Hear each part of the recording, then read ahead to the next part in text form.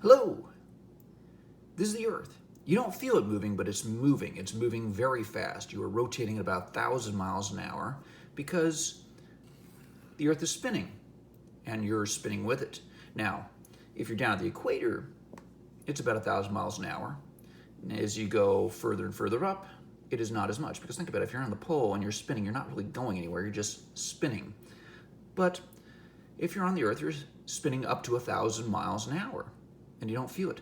But you may find this hard to believe, but that is not the greatest extent of your motion.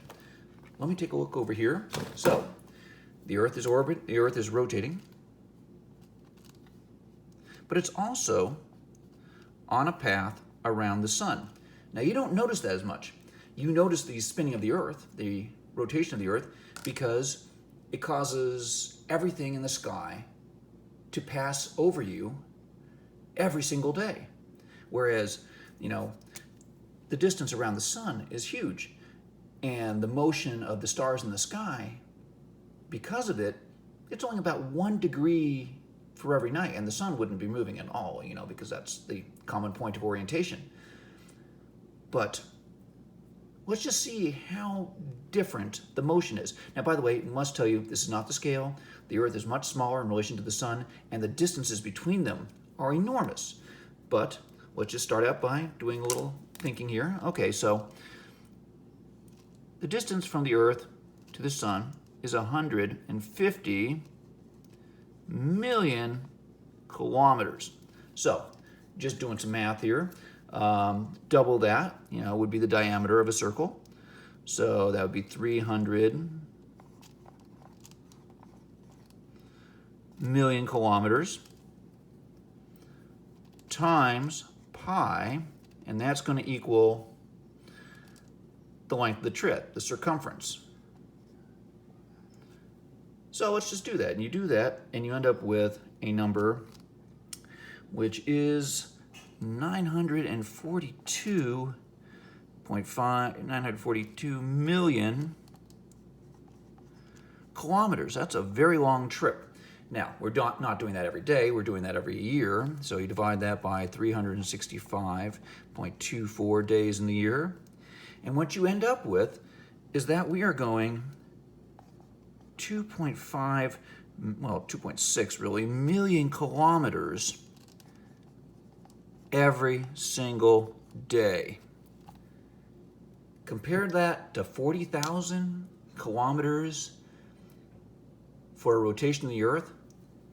It's not even close. That is much, much, much, much farther.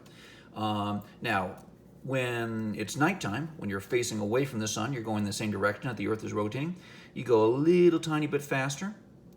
And in the daytime, you're going the opposite direction. It's not enough to bring you to a stop. It's like walking to the back of a jetliner, and as the jetliner's in flight. You're still going the direction of the jetliner, no matter which way you're walking on it. And it's the same thing when it comes to the orbit of the Earth. You're going slightly faster at night, slightly slower during the daytime, but the overwhelming velocity is your velocity around the sun. Now, you just don't notice it, do you? Because it doesn't change the way the night sky looks. But let's just think about it. And the time it takes you to go around the Earth, if in the time it takes the Earth to go around, the Earth has gone a distance that's, is equivalent to a trip from the Earth to the moon and back 6 times. That's how far the Earth has gone. If you want to think about it differently, okay. How about this way? You can look at it. It's as far, as going around Uranus 16 times. And the amount of time it takes us to go around the Earth one time, that's how far the Earth has gone. It has gone the equivalent of around Uranus 16 times. I didn't just do that because I wanted to say around Uranus. Give you another example. I got these things here. Like, take a really big planet like Jupiter. By the way, this is a wonderful book. I highly recommend it. I'll show it to you at the end. And the amount of time that we orbit, in the amount of time that the Earth rotates, the Earth has traveled far enough to go around Jupiter 6 times, almost 6 times. We've even gone around We've gone far enough to go around Saturn 3 times on the outside of the rings. So the Earth is moving incredibly fast in its orbit compared to its rotation. It's not even close. You'd be an NBA player would be very hard pressed to throw a basketball with that little spin on it. I mean, you'd really have to be a sports, superstar to be able to throw or hit a ball with so little spin. But we notice it because the spin of the Earth is what makes all the sun, the moon, the stars progress across the sky. It's very noticeable, even though the actual amount of motion isn't that great. Now, by the way, if you're wondering about this book, I highly recommend this book. This is The Solar System.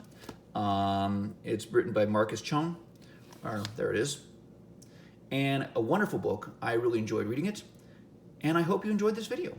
Thank you very much, and have a nice day. Bye-bye.